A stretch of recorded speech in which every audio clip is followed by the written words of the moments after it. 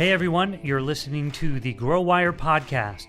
I'm your host, Fritz Nelson, and I'm joined as always by the producer and host of the Grow Wire show, Kendall Fisher. Hello everyone. Hey. On this episode, I get to sit down with actor, director, producer, and newly established entrepreneur, Chad Lowe. You might know Chad from shows like Melrose Place, Life Goes On, Now and Again, and 24. I also know him from directing episodes of some of my favorite shows, Supergirl, Pretty Little Liars, and Life in Pieces. That's right. And we also talked to Chad about growing up in Ohio and then moving to Malibu, California when he was young, and when he wanted to act, when he realized he wanted to act, when he decided to work behind the camera, and his approach to managing all the different personalities as a director. Which is a lot, for It sure. It is, a handful. We also talked about his newest venture into sports nostalgia with a few twists. And Kendall, I think you love the sports stuff most, right? Of course. As always, I get real deep into the sports talk. All right, we get real nerdy on sports. All of that coming up next. You're listening to the Grow Wire podcast, a place where you will learn the ins and outs of growing a business, running a business, or even taking your big idea, career, or personal development to the next level. It's all possible. Our host, Fritz Nelson, the editor-in-chief of GrowWire.com, will take you on an exploration of growth through candid conversations with some of the most brilliant minds in entrepreneurship, entertainment, business development, and more. Whatever your goal, we know you'll walk away with the right tools to help fuel your journey of growth. Before we get into our conversation with Chad Lowe, I want to thank our sponsors over at Blue Microphones. Just like Chad, everyone has a story to tell. And if you're a storyteller, you probably know Blue Mics for their iconic Yeti microphone, which has helped millions of people find and amplify their voices. We use Blue Mic's new Yeticaster here at the Grow Wire Santa Monica studios. It's a complete mic and boom arm system ready to connect to your laptop. To get your hands on one of these setups, visit bluedesigns.com and use code PODCAST at checkout for a special price. While we're on the topic of Hollywood, I also want to make sure that you head over to our website, growwire.com, where you can watch the latest episode of The Grow Wire Show featuring the one and only Kristen Cavallari. In fact, I think, Kendall, you can speak a little bit about this since you interviewed Kristen. Yes, I did. She's come a far cry from her days on Laguna Beach in the hills, which is where, I grew up kind of watching that. But she's a tried and true entrepreneur. She started a jewelry company called Uncommon James with a flagship store in Nashville, Tennessee.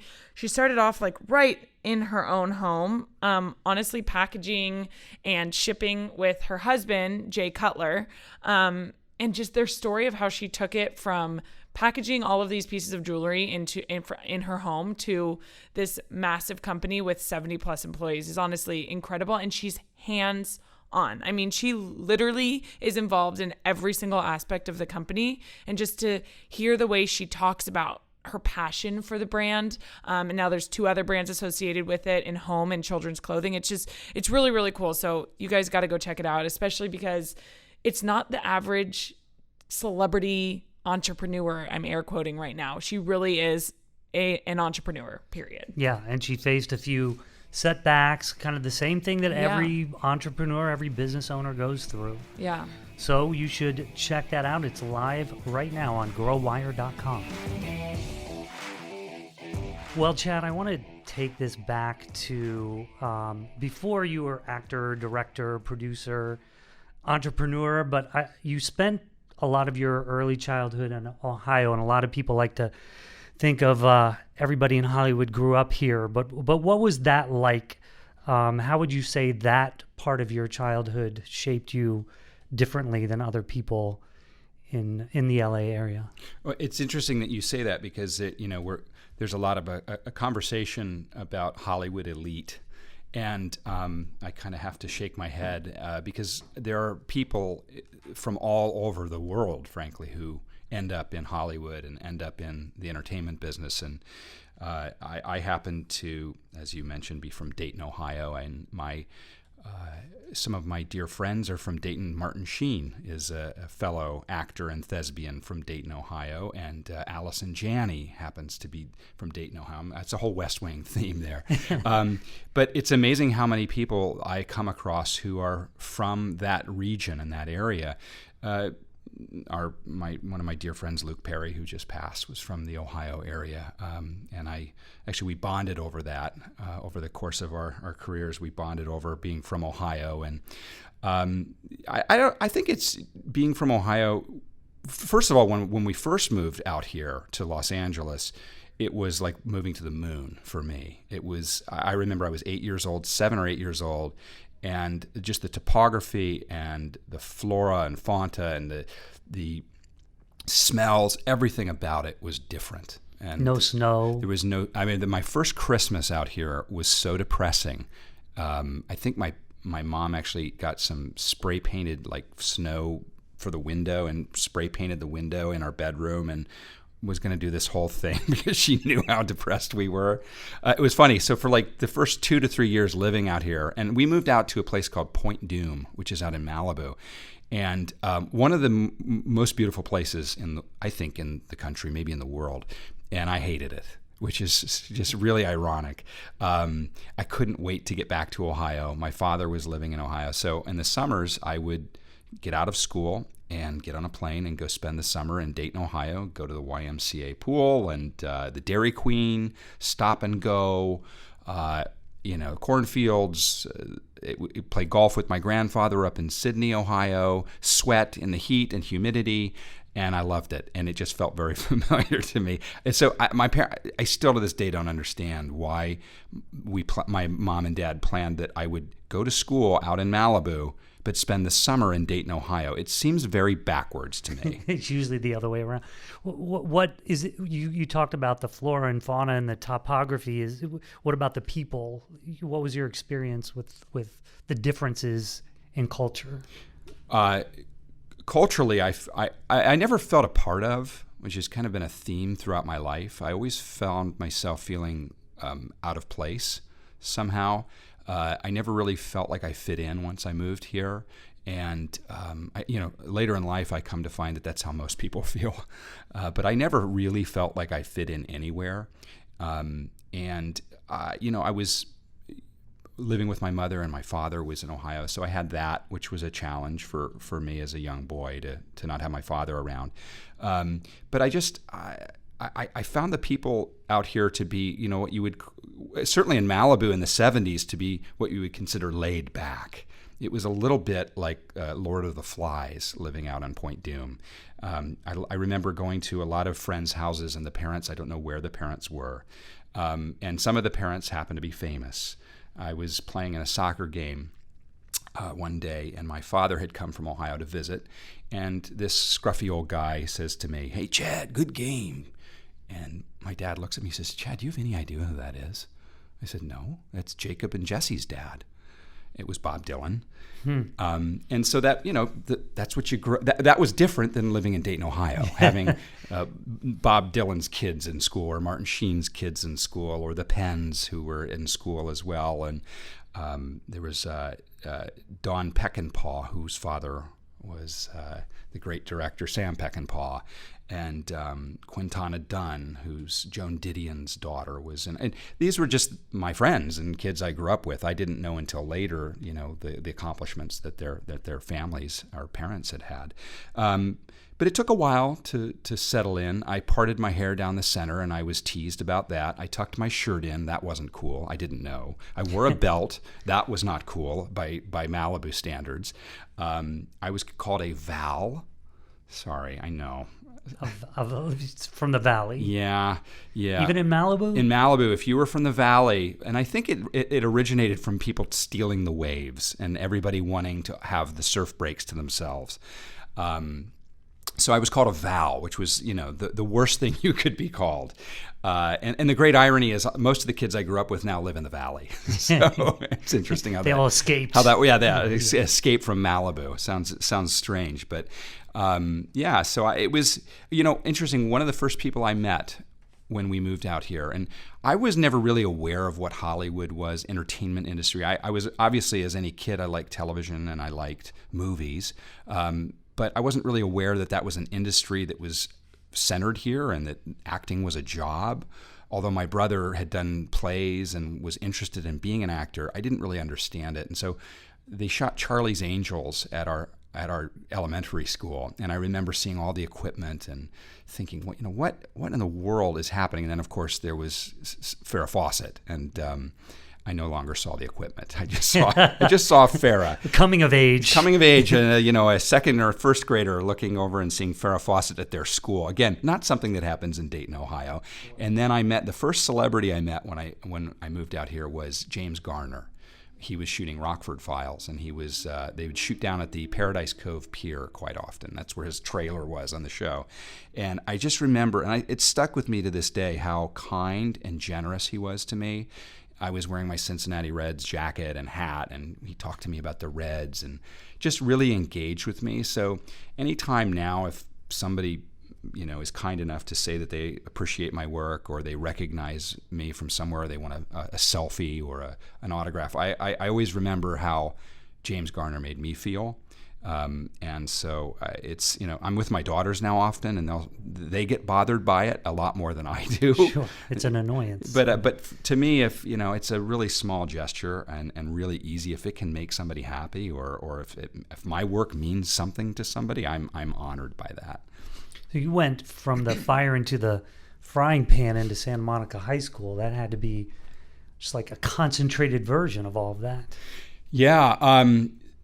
Back when I was going into high school, there was no high school in Malibu. So we would take the bus into Santa Monica. And I actually loved it. I didn't feel like I fit in Malibu. So I felt like this was a place I fit in a little bit more. I played on the baseball team, which really helped me a lot, because a lot of the kids who had been kind of sheltered in Malibu, and it's very provincial out there. I didn't feel that way at all. I found a lot of guys that I got on with really well, and from all walks of life, because we had shared the love of baseball.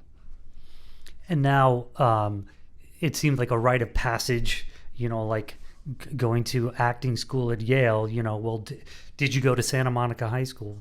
Yeah, right. Well, that was funny because I ended up, we by chance ended up when we moved to Point Dume, and we moved out there because my mother had environmental allergies. She was one of the early, I guess in a weird way, pioneers of identifying environmental allergies. And you can imagine in the 70s somebody talking about the off-gassing of the paint, or the leaching of chemicals into her water, or the carpet off gassing and making her sick, and the plastics in the new car making her sick.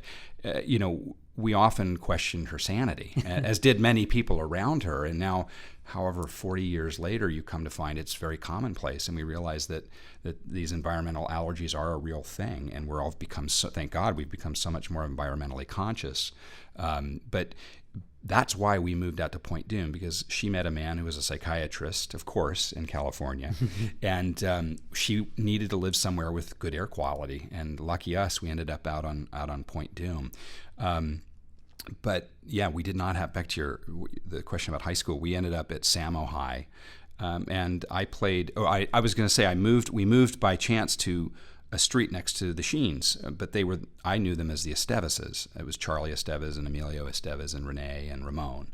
And ironically, Martin, as I mentioned, being from Dayton, Ohio, had passed on his love of the Cincinnati Reds down to his son, Charlie. So Charlie and I hit it off right away. I couldn't believe my good fortune of finding, a friend who shared the same passion I had for the Cincinnati Reds and baseball. So we grew up playing baseball together and played at Samo High together. And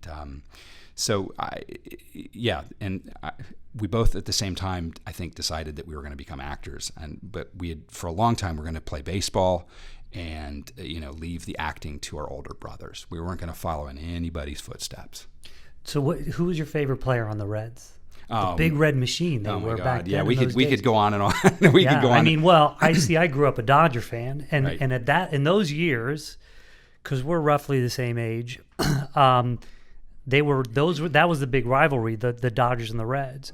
We used to go to all the games, and my father would have me yell things. We'd go 3 hours early while they were warming up, and he would have me yell things at them. One time we got a ball, and he had me go ask Dave Concepcion to sign Johnny Bench's autograph on it. You didn't want Dave Concepcion's autograph? I did. I like Dave Concepcion. I probably could still name the whole infield of the Reds, but well, here's a little anecdote. So my bus pass, and I still have it, to Point Dume Elementary, or it was Malibu Park Junior High. I had it under Dave Concepcion.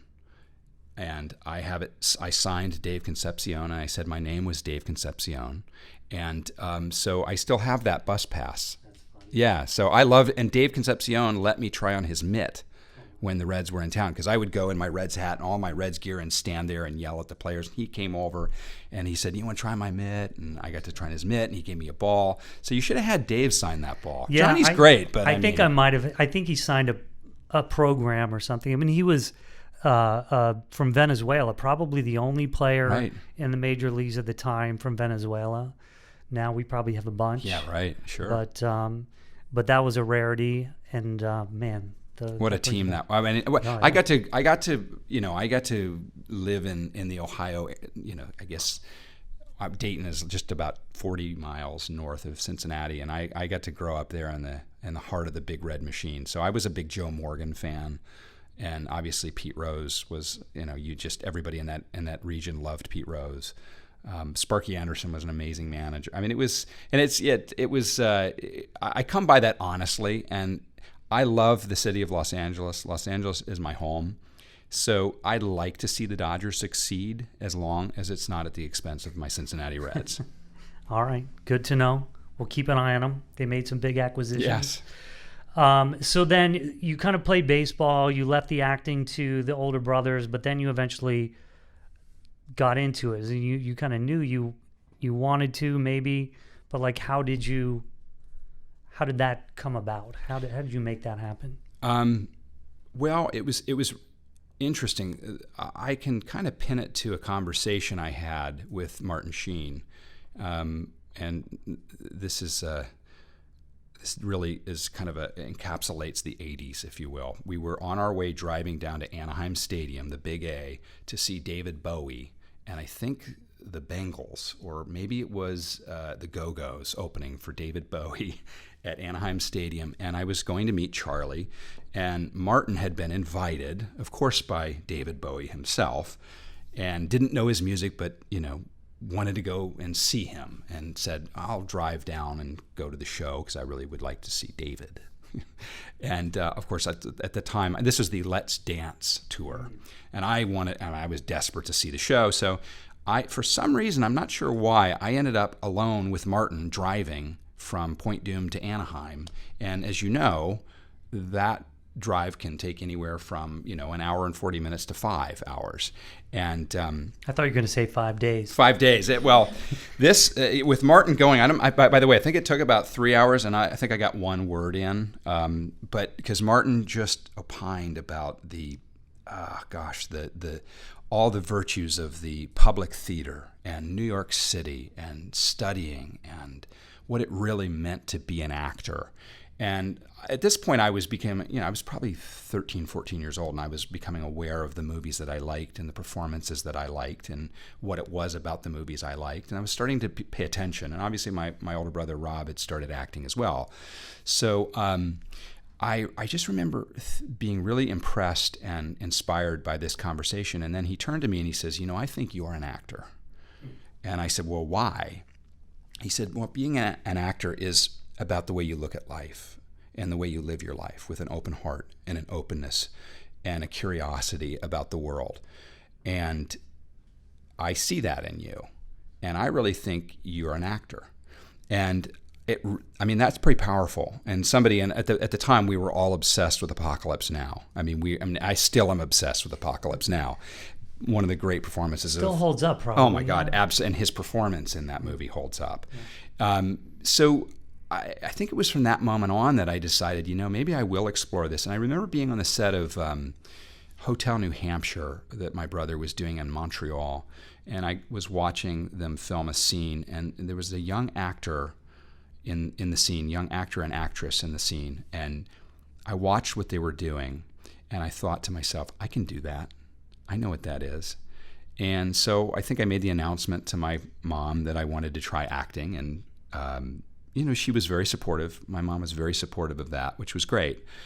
Which I can get to in a minute about my kids wanting to act. I was going to ask about that. Yeah, did you tell them not to act? I don't know if I'm not supportive of them acting yet. But that was really kind of the seminal moment for me where I decided, I'm going to try this. And so for me, I think I fell in love with acting kind of over time.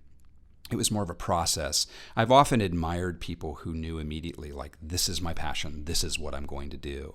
And I didn't feel that way. In fact, I like for my brother, he was going to be an actor when he was 8 years old. That is what he was going to do. I was going to play for the Cincinnati Reds. That was never going to happen. In fact, when I got cut from my baseball team at Samo High, which was a shock to me, that was kind of the greatest blessing in disguise, because then I thought, well, you know what? I don't need this baseball anyway. I'm going to start acting. And for me, it was finding a love of acting evolved over time. I ended up going to New York and studying. I ended up doing a play at the Public Theater, which was really interesting because that's what, Martin had told me all about Joe Papp and the Public Theater and suffering as a suffering artist. And so I had this vision of what my career was going to be, and I was going to live in New York and be a theater actor. And I tried that for a while, and I've gone back and forth and done some theater in New York. And I love it, but there's nothing better than really good theater, and there's nothing worse than bad to mediocre theater. And it's a good way to go broke for actors, too. Which American company started with a guy in a garage, was featured on Shark Tank, and now has over 1 million customers? Hint, they're reducing crime in neighborhoods everywhere. Here's Ring Video Doorbell founder Jamie Siminoff with his secret to success. It's true. In just a few years, we've had huge growth. We've hired hundreds of people, expanded our warehouse, and we're shipping millions of units a year, all while making sure our customers are happy. I've had lots of things to worry about, but I never worry about our finance and accounting because we use NetSuite from Oracle. From the beginning, NetSuite let me see what's going on with my business in real time, from revenues to expenses, customers and orders, even HR. I run my business from a dashboard right on my phone. NetSuite has been my business management system from 10 to a team of over 1,000, and NetSuite will be my choice as we continue to innovate and grow. Go to netsuite.com/ring to see how Jamie scaled his business. You'll also get our free guide titled Overcoming Your 5 Obstacles to Growth. That's netsuite.com/ring for your free guide and the story of a great American company. netsuite.com/ring. Tell us, in your experience, what the differences are emotionally, physically, doing live theater versus film. Well, they say that theater is really the actor's medium, and they say film is the director's medium, and TV is really the producer's medium.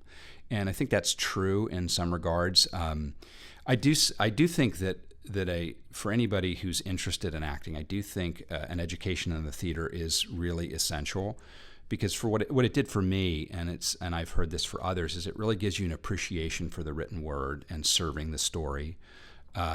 And that's something you get ingrained in you in theater, because you're not changing dialogue in a play. You're not improvising and going off the cuff. You're really serving the playwright and serving. And if it's a living playwright, often that playwright will come and sit in on some of the rehearsals. And you're not going to say, I just didn't feel like saying that. I mean, it just doesn't fly in the theater. I've seen it many, many times on a television set. So I think it's a really valuable starting place, and that's what I would certainly steer, and what I'm steering my oldest daughter to the theater, because seems to be very interested in wanting to be an actor. I'm not sure though if she understands the difference between being famous and being an actor, because there really is a difference. I've told her fame is not a job. Fame. She sees. Well, the Kardashians might say different. Well, I guess it's changing somehow now. I don't know.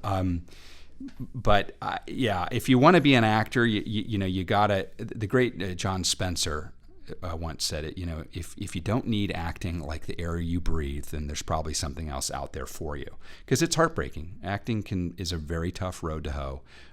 You see, it's like athletics. You see the 2% who hit it and make it, and even they struggle to hold on. And then there's countless others who never get an opportunity or never make a career of it. But if you love acting for acting's sake, then I think it's a great way to live a life. And it's because it's about what Martin Sheen told me. It's about the way you look at the world. It's about opening your heart. It's about being inquisitive. It's about always being a student of life. And you can carry that with you into any profession, frankly. I was going to ask about that because, we're going to get to a little of your transition to directing and producing and being an entrepreneur as well. But like some of those things that you just said and what he said to you, would seem to apply to almost anything. If you're passionate about starting a business or about the thing you're going to start a business around, if your heart is in it, you're going to make it work. One of the things that I don't think is accurate is that only artists are creative. I've thought about that a lot because I have a lot of friends being from Ohio and getting an opportunity to travel. I have a lot of friends from all different walks of life who are in all different fields of business. And, they'll often say, what is it like? You creative life and you're creative and you're an artist. And I think, well, that just isn't, I don't really look at myself that way. I find the term artist to be somewhat pretentious. I just personally for myself, I do. And it's like the term filmmaker. I've never liked that term either. Just personal qualms because I ultimately think everybody has an opportunity to be creative, no matter what they do. My grandfather on my father's side was a WPA painter. He sold life insurance for a living. That's what he did. But he was also an incredible WPA painter, and I have a lot of his paintings, watercolors, that my father has and has given to his son. So I have a couple of them. They're just amazing and beautiful. But also in business itself, people are using their creative mind to problem solve. Sure. And it's, I guess, what you would call thinking outside of the box, so to speak.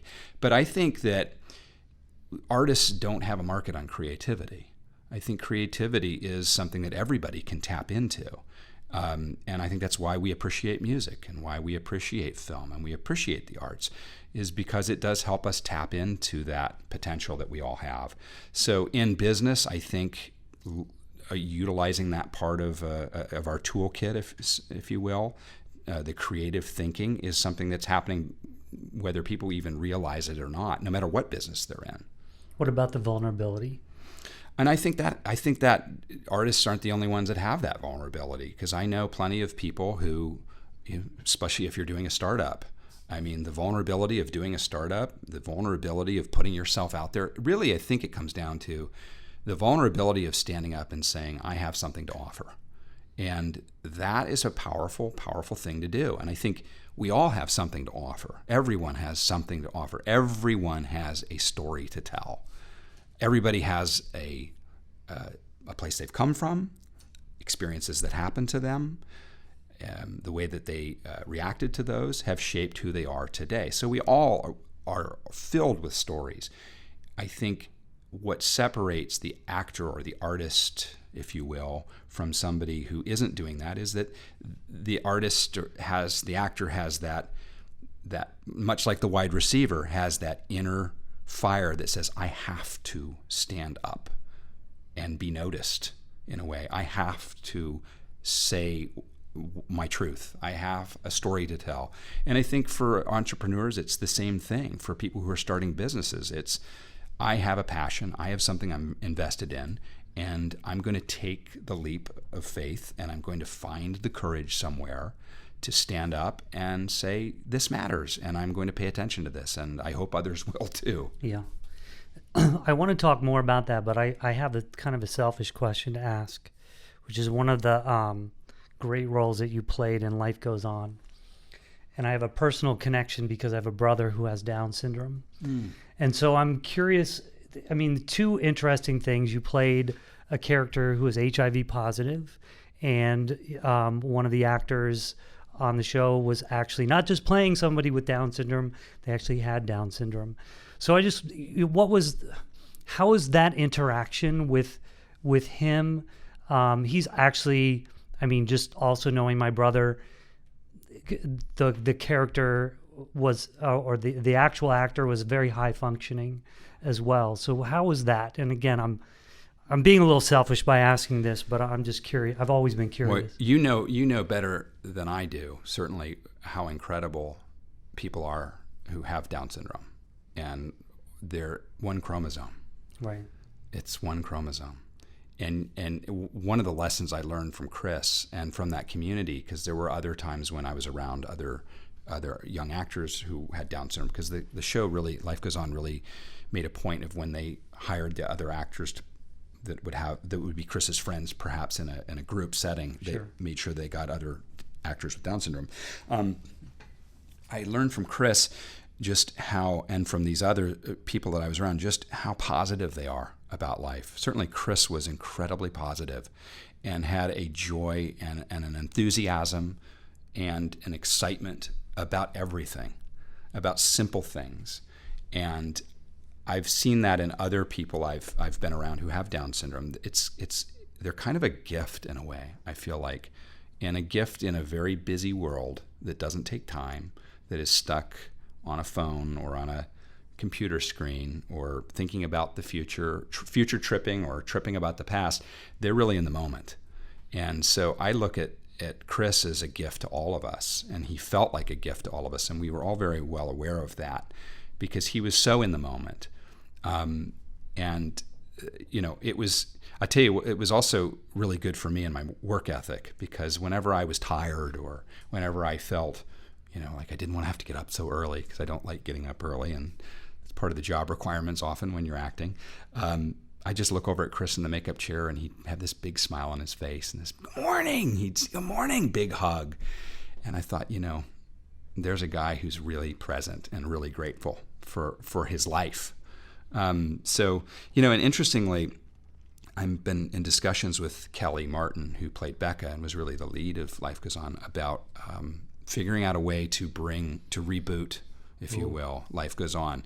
And it's not really a reboot so much; it's more of a picking up where we are now with the family. So we're in discussions. Kelly and I are, and we are going in to pitch our idea to Warner Brothers, who owns the rights. And Chris Burke, I'm happy to say, who played Corky on Life Goes On, is living happily in New York City. And he, for a long time, he had a great routine. He would go to the movies every day. He had the same theater he'd go to and the same McDonald's he would go to in New York City. And he lived with his parents. His father had been a New York City cop for years.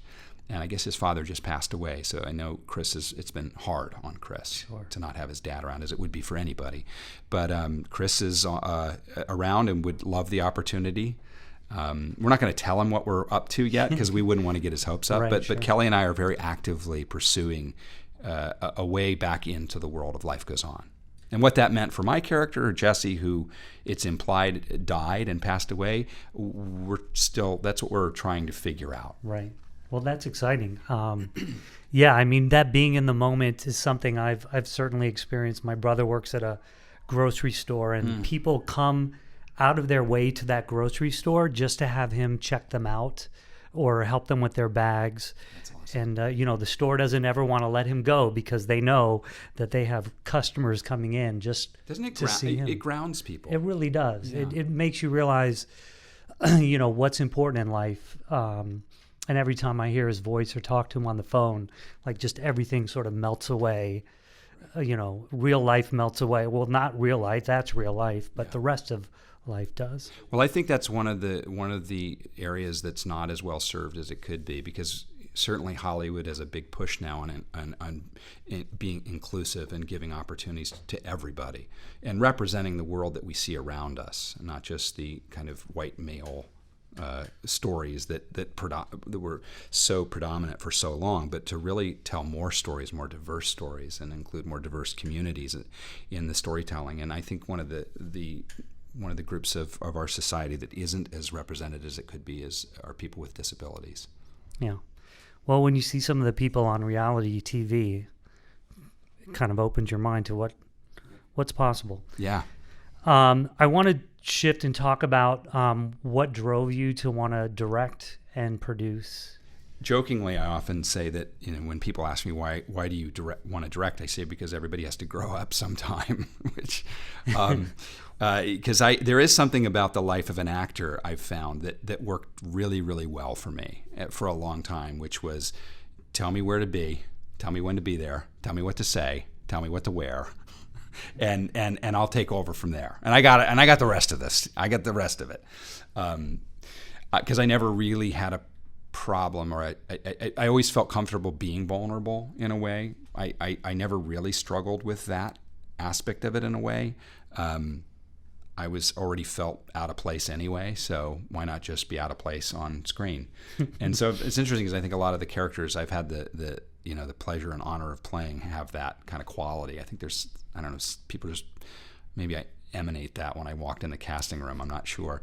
But I often felt frustrated that I wasn't more involved in the storytelling, and I often felt eager to be more involved and to offer more than just performing one character.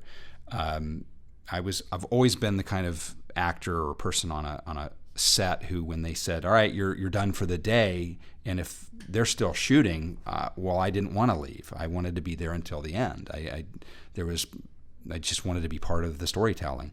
And so I started looking around at my experience on sets and watching what the director was doing on sets.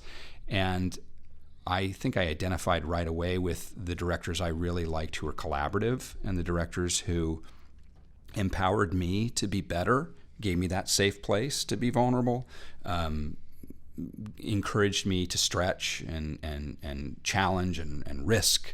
And I thought, I really would like to be that kind of storyteller someday too. And I would like to be able to do that for other actors as well. Excuse me. So I took a chance I think the first thing I did was, because I wasn't sure whether I would really actually like the practice of directing. I liked it in theory, and I liked working with, there were some directors who I really liked working with that really inspired me. And I thought, well, let me check this out before I commit to it. And it was, I did a short film called The Audition, and it was, there's an actor and a producer and a director and a wonderful, talented man named Bob Balaban, who if you don't know him offhand, you'd know his face, and if you look him up, you'll think, oh my God, I remember him from that film. And I remember he produced Gosford Park, and he's directed films and acted. He's a genius. But I got to know him somehow, and I don't even know how we met, but he had done a short film for Showtime, and it was like a 3-minute short film, and it was really, really funny. And I asked him about it. He said, if you submit to Showtime, they're taking submissions for these little interstitial shorts that they're doing to fill in the gaps between programming. And so I had an idea. And of course it was, as my mother, who was an English teacher for a long time and writing, would say, write what you know. And so I wrote about what I knew, which was auditioning and the mental headspace of going into an audition and for an actor. And so I wrote this quick 3-minute kind of funny script idea, and they said, yeah, they approved it. And I got a little bit of a budget, and I got a day to shoot it, and got to cast it. And it was I just kind of fell in love with the process. It's like, if you go out and play golf, after a round you go like, it's not for me, or you go, I love this, I'm obsessed. For me, this was like, I am obsessed. I've got to figure out how to do this, and I want to apply myself to being a director. So I showed it to my agents, because as an actor I had what's called below the line. So a lot of the agencies have above the line. I don't know why it's phrased this way.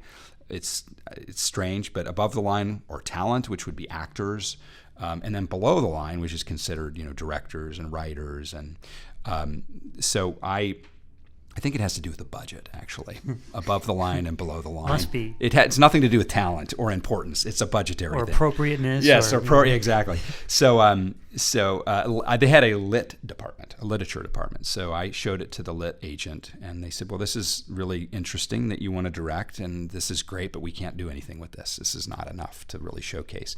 So then I did another long-form short film that I produced and wrote and cast and funded, which was always the challenge with any project is the funding, even a short film. And so when people ask me, they say, how did you become a director, and what do you suggest doing? Is if you don't have a film school to go to, if you're not in college or in high school and can apply to a film school, going out and doing a short film was my film school. So I did a 16-minute short film. It was called The Space Between, and it was very dark and moody, and I got into some film festivals with that and got some attention, and then started getting repped by my agency as a director. And so it was that was the beginning for me of a professional career as a director. And in retrospect, I wish I'd found it sooner, because I think I might have been able to focus more on college and not be in such a hurry. I think if I had it to do over again, I would probably have gone to film school. I would have liked to have that opportunity, and I would love to learn. And listen, as I'm saying this, there's no reason I can't do it now. I'm not going to go to college. I don't have that time. My kids will be like, what are you doing? We go to school, not you. But I can certainly... Dad, why are you wearing high tops again? That's right. That's right. You got your Jan Sport backpack. I don't get this. But learning about film and film history and theory, all those things, I think I missed out on, and I've had to kind of collect them along the way. But my brand of living, and I don't know how this happened, and I don't encourage anybody else to follow this, but it's always been. My wife will tell you, I don't read instruction manuals. It just drives her nuts. I need to see it. I need to do it once to learn it. That's just how my mind works. I'm sure if I had gotten some highfalutin testing, there'd be some diagnosis for it. Maybe it's ADHD, I don't know. But for me, it's always been trial by fire, and I've always needed to just go out and do it and learn the hard way often. A lot of the mistakes I've made have been on film. Yeah. A lot of the mistakes I've made have been in professional environments. I didn't have that opportunity, which I think film school would allow me, is to make those mistakes or have those misconceptions, in under the cover of schooling. Well, I hope you don't take I hope you never have to put together IKEA furniture. I can't do it. Yeah, because halfway through, you have to undo it all and start again if you're not. I can't do it. I literally cannot do things. And I will, but if I tried, and I have tried, it's not that I haven't tried. This is not contempt prior to investigation. I've tried. It's just, as you said, it looks a certain way. I can kind of see where the pieces fit together. I'm not reading the instructions. And then I get halfway through and I realize one little thing is wrong, and it's screwed the whole thing up. Which is often the way it is for me. Yeah.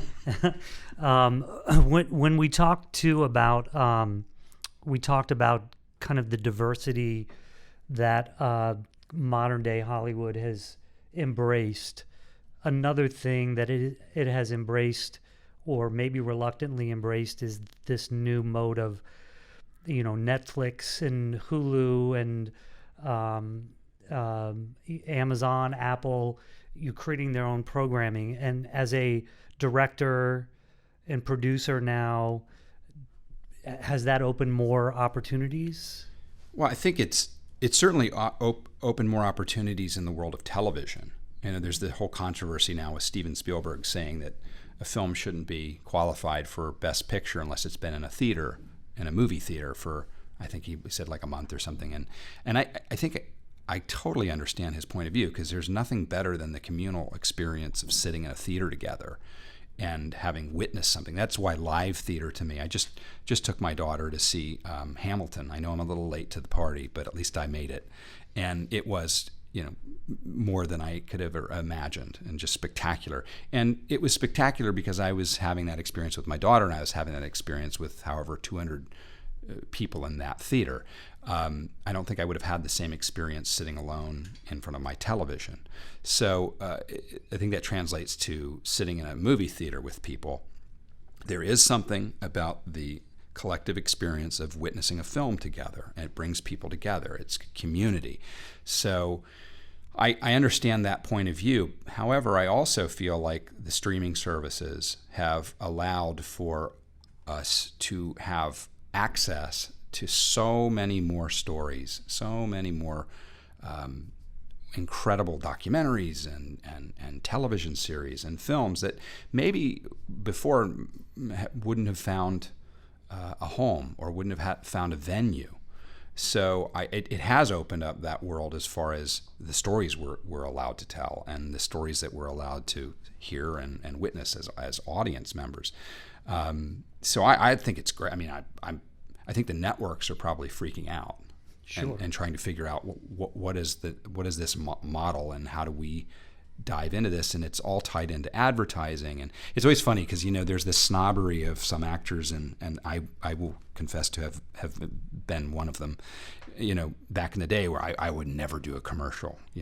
Back in the 80s, you'd say I'd never do a commercial, and yet if you think about it, we're all doing commercials because who's paying the bills? I mean, it's all to pay the bills and advertising. So it's the integration of advertising and storytelling, and I think that somehow these models have done it really well. I mean, it's going to be interesting to see down the road 10, 15 years from now, because someone like a Netflix who's spending money hand over fist and not really showing much profit yet, but it's about collecting content.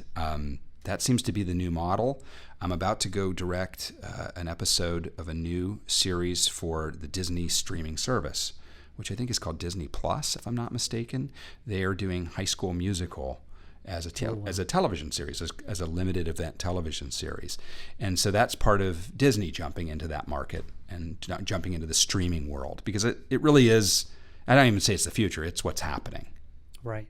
And I think one of the things that I find interesting, and before we started recording, we were talking about a show called Afterlife with Ricky Gervais, and it's 6 episodes. And that's it. It kind of, I don't think they're planning anymore. It kind of ends as it ends, right? And there are so many shows that I watch that I'm like, they're just kind of keeping this alive. They're clearly out of ideas.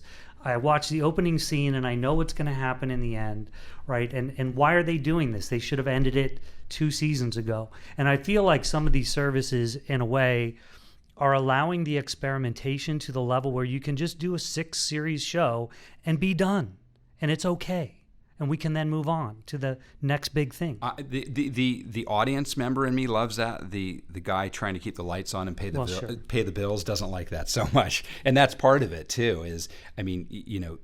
There so much is changing in the entertainment business about the way people are being paid and for their labors, and writers who used to be on a series for actors, writers, directors for 22 episodes. Now you're 10 episodes.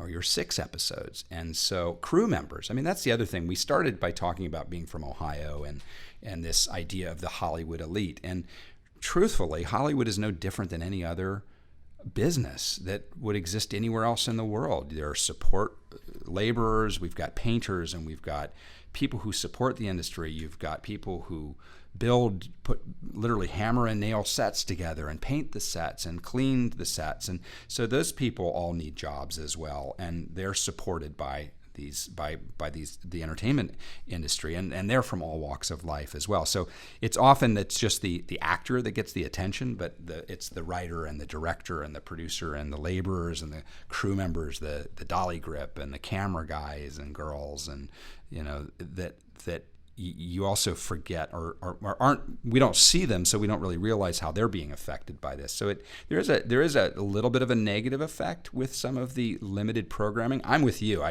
I've watched too many shows where I get about 2 seasons in and I'm thinking this is done. They're really starting to, this is whole cloth now. They're really starting to make this thing up as they go. I felt that way about Walking Dead. I may be in the minority, but after season 2 on Walking Dead, my wife is stuck with it, and I always know because I'll hear that zombie sound coming from the TV room, and I'm like, you still watching Walking Dead? Still on? It's like, it's still good. And I'm thinking, once Frank Darabont left, it lost its humanity somehow, and it just became like a gore fest, and it just lost me.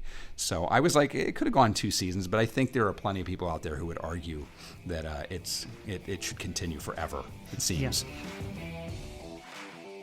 If you've ever met a famous athlete at a corporate event or gotten an official autograph, chances are Steiner Sports made it happen. Here's Brandon Steiner. We believe that there's magic in the moments that sports creates. We get customers closer to the game and help companies use the power of sports to grow their business. We've been in business 30 years, and we've had multiple systems to keep track of all the athletes and all of our customers.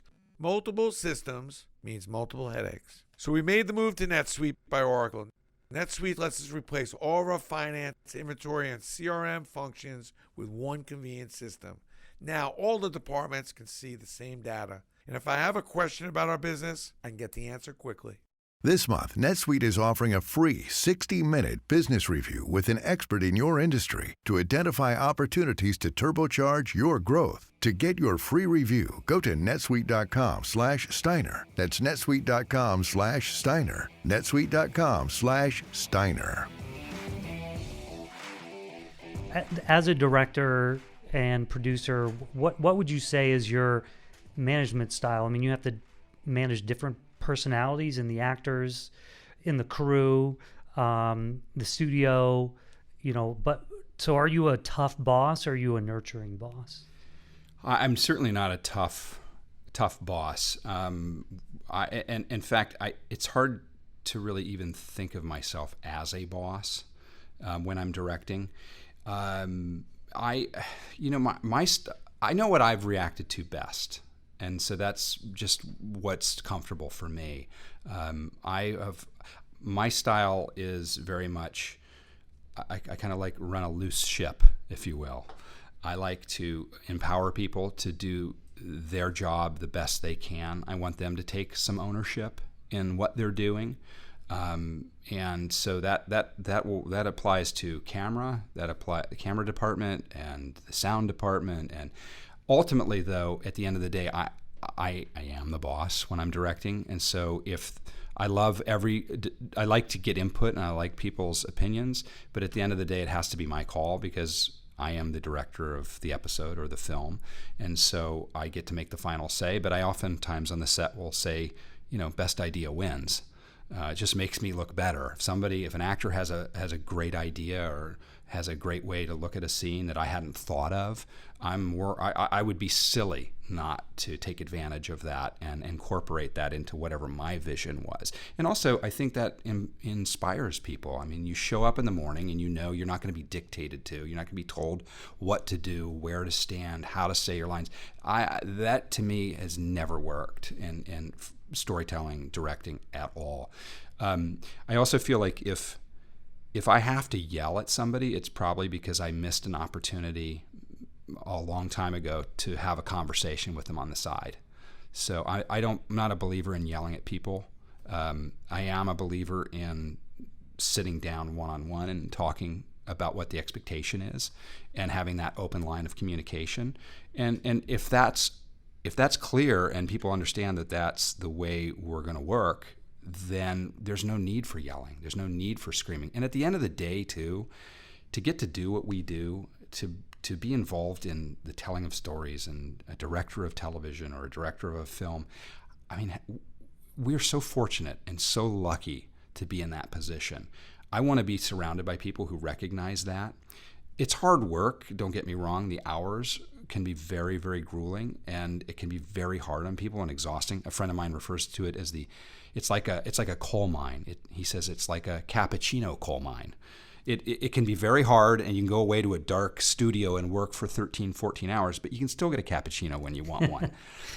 So we call it the cappuccino coal mine. But I want the set to be a place that people feel comfortable and really feel that they have something to offer and that they're appreciated for what they're doing. But I also want them to understand how lucky they are to be there. And when those two things come together, then it's kind of magical. And what do you do with the Odell Beckham Jr.? I'm probably being unfair to him. I don't know if he has tirades or not. Poor guy. We're using him as a negative example here. What do you do with this? I mean, I've had the good fortune to work with a lot of actors who are from some famous actors and some upcoming actors, and from Sally Field to William Hurt to I mean, I could go down the list and name drop more, but I've worked with all types of actors. Andre Braugher is a brilliant actor I've worked with before, and each one of them has a different style.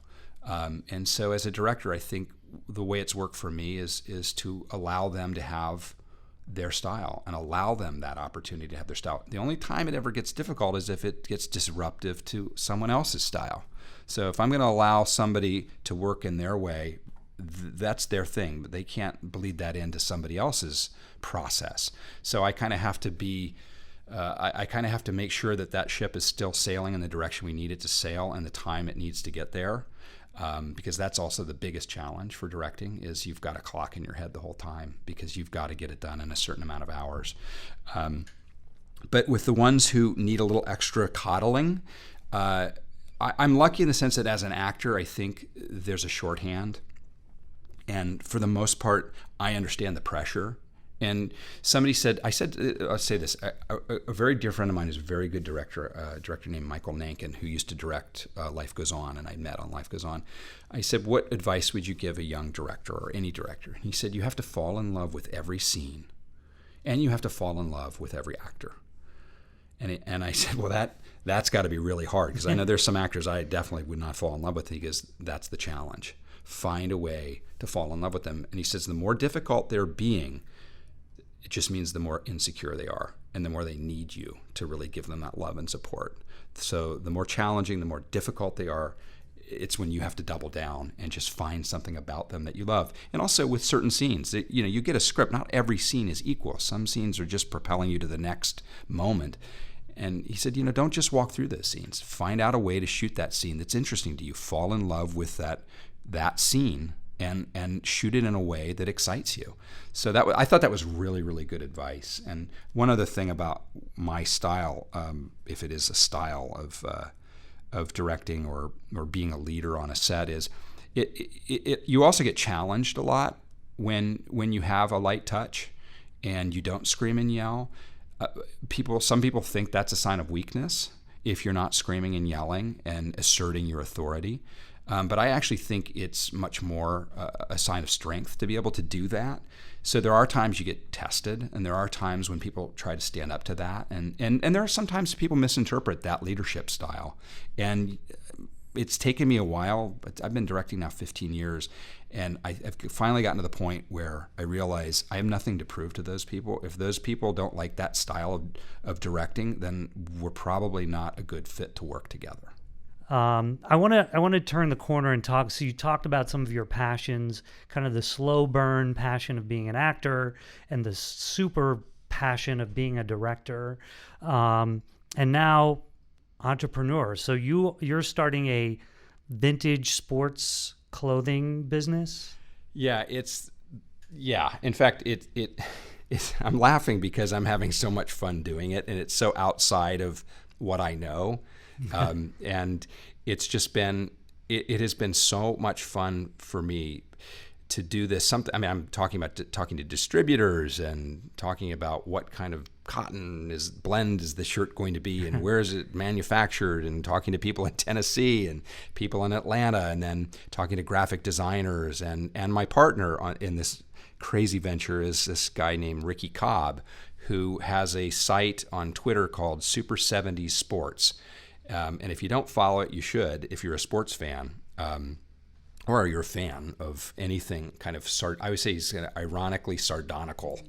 So that was a phrase from a Chris Guest movie. I forget which that was, ironically sardonical. But he's funny, he's cutting. This guy, Ricky, has this great site, and I fell in love with the site about 3 or 4 years ago, and I contacted him to tell him I was a fan, because Twitter, there are some good sides to Twitter. It's not all bad, Twitter. So I met Ricky through Twitter, and I contacted him, told him I was a huge fan. He has a podcast. So I did his podcast, and I've just stayed in touch with him over the years. And I realized that I had a weird passion for something that I thought was so geeky that I was kind of embarrassed to really ever explore it or even express it. And that was the design and look of uniforms and jerseys.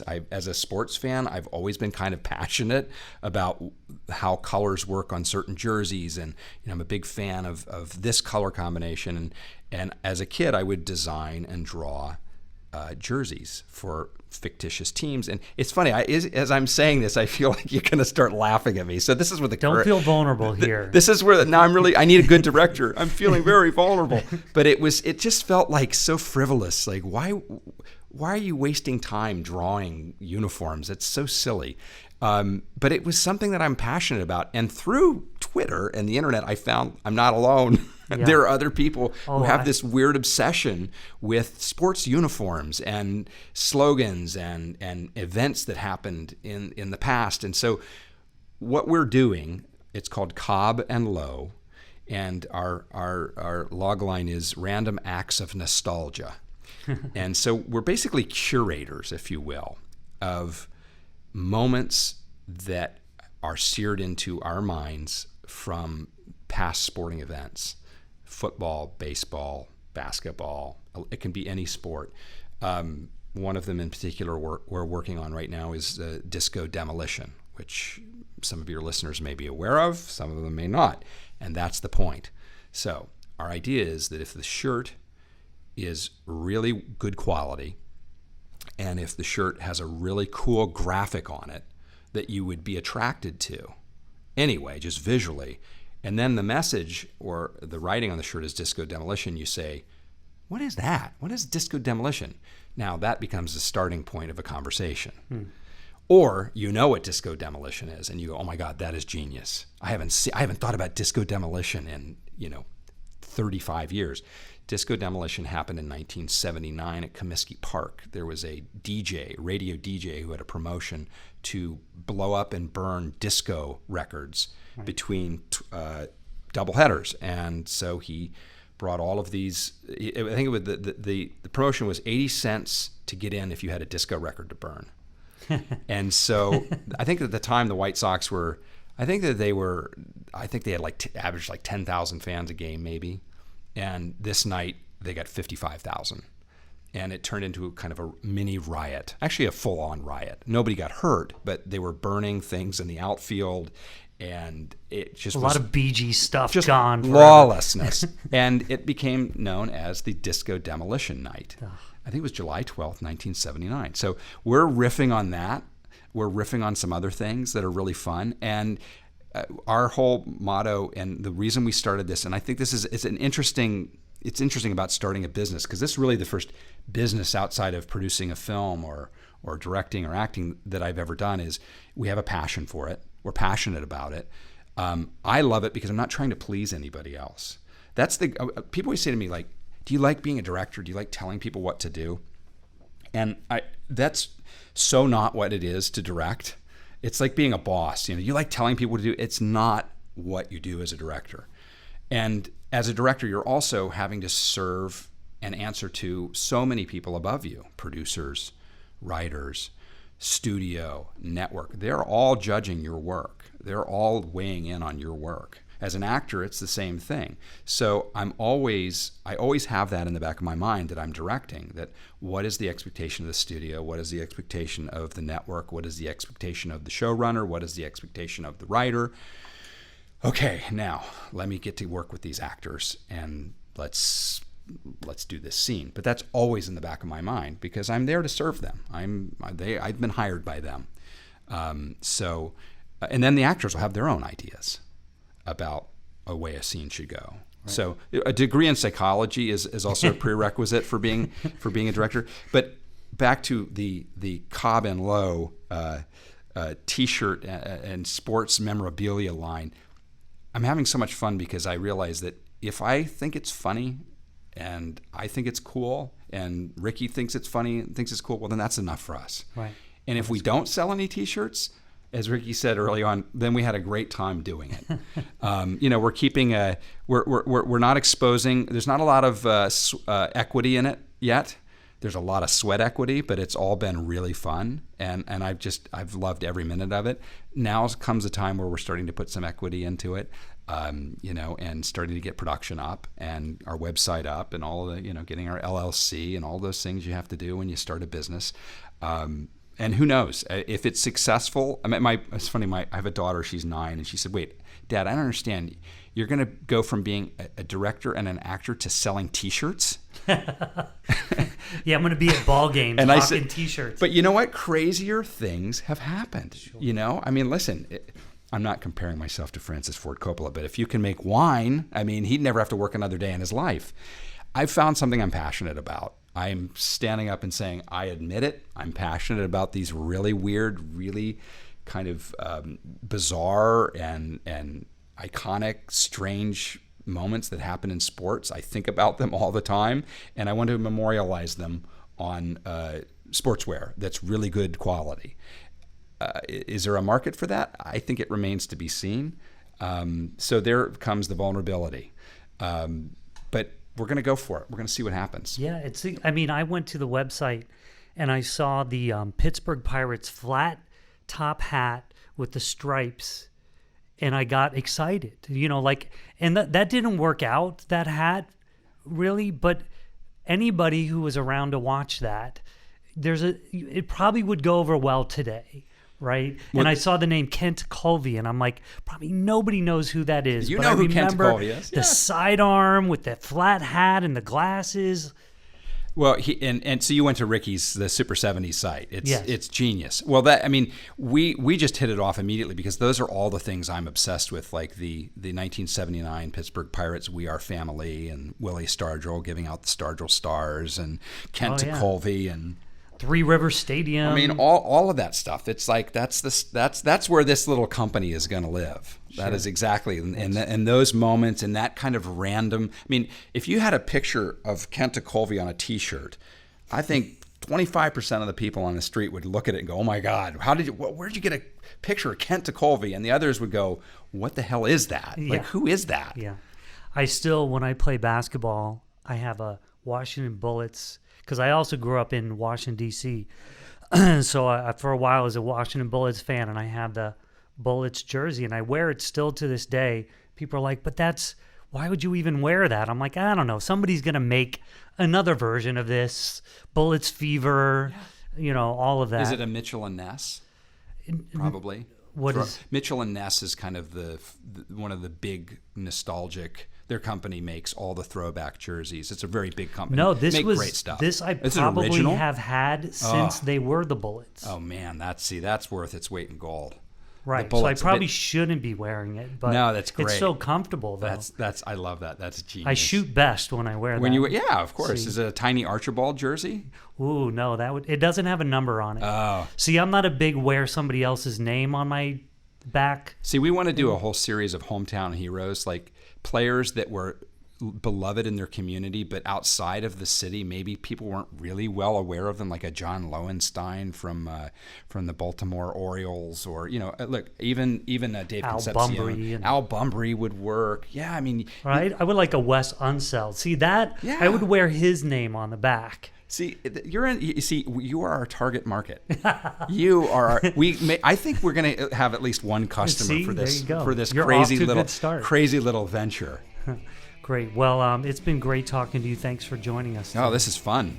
Talk all day. I really love that message about leading through vulnerability. I think we sometimes think that in business, it's just best to be tough and even distant. But as we try to make our workplaces healthier, more inclusive, surely feeling free to be ourselves is important, and vulnerability has to play a role. Thank you so much to Chad Lowe for joining us on this episode of the Grow Wire podcast. I also want to thank our editors over at Lampstand, our producer, Kendall Fisher. Thank you, Kendall. Thank you. And all of you, our listeners, for tuning in. Don't forget to rate, review, and subscribe. You just listened to the Grow Wire podcast with host Fritz Nelson. Make sure to keep tuning in for more episodes full of tips, tools, stories, and strategies to help take your personal and professional growth to the next level. Until next time.